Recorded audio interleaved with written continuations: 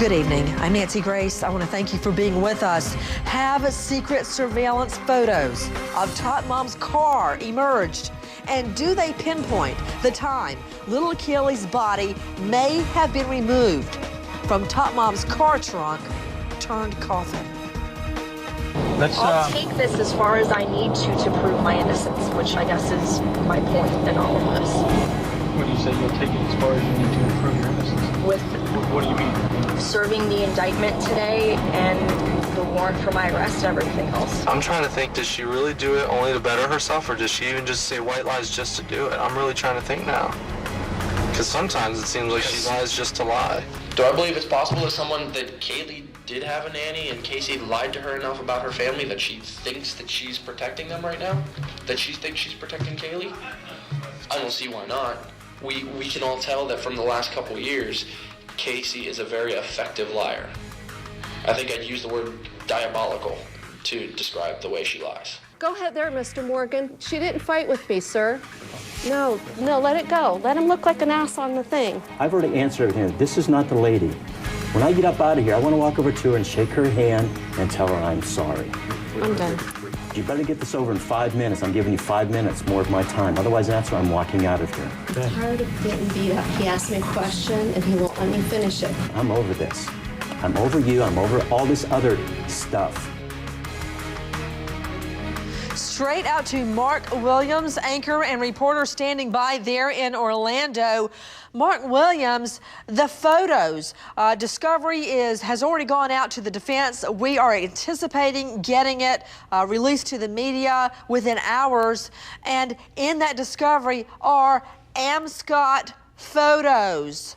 What do you make of it? Well, those new photos have emerged in the Casey Anthony affair. We have not seen the photos yet. We hope to get those a little bit later on. They were handed over to the defense, and they're photos of the Amscot store where Casey's car was found. Now, Nancy, could this show a new timeline of the case? Could it tighten up the timeline? And could it help pinpoint Casey's location when little Caylee finally went missing?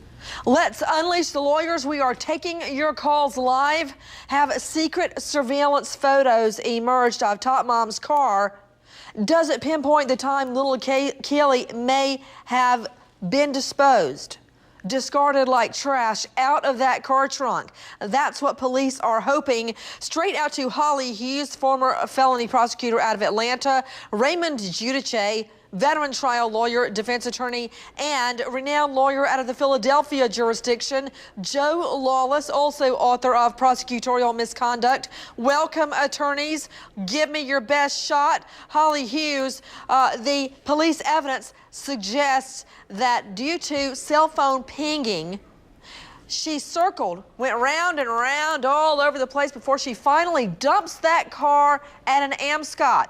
In the car is chock full of personal items, begging, steal me, take me, I'm a car, I'm dumped here, I'm abandoned at the Amscot.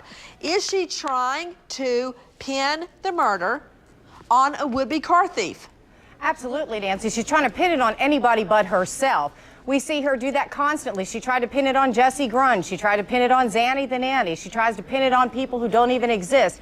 That's what she was hoping. That's why she might as well put a sign in the window that says, "Steal me," because that's what she was doing, leaving it there with everything. She wanted somebody to take it. That way she could claim, I don't know anything about the decomposition, anything about the smell. Somebody else did this crime. It's her modus operandi. We see her do it every day.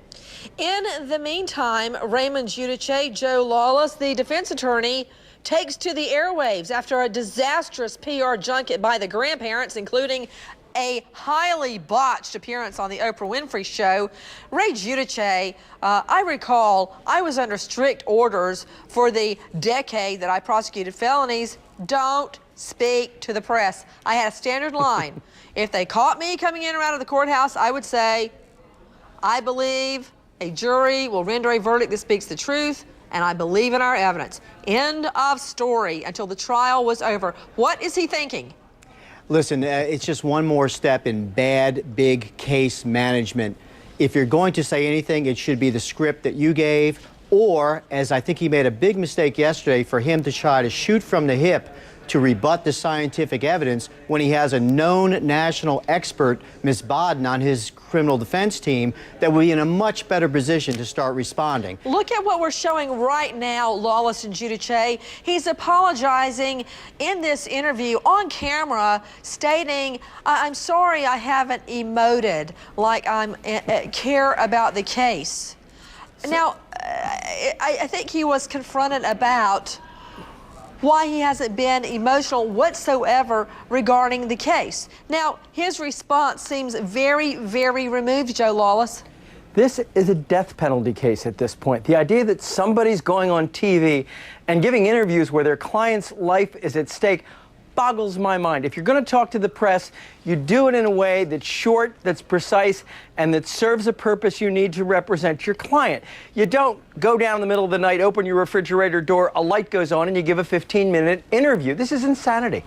It's playing with someone's life. Also, he says he does not believe in the death penalty, that it doesn't work.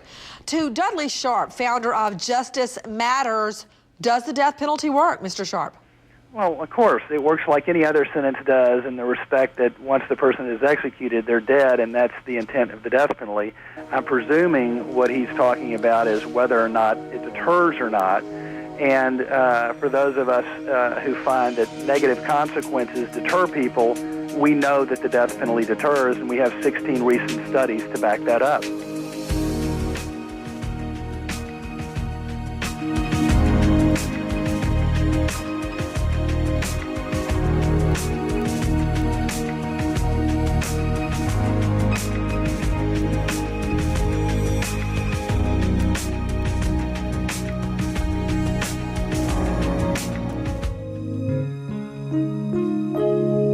Like a comet blazing across the evening sky.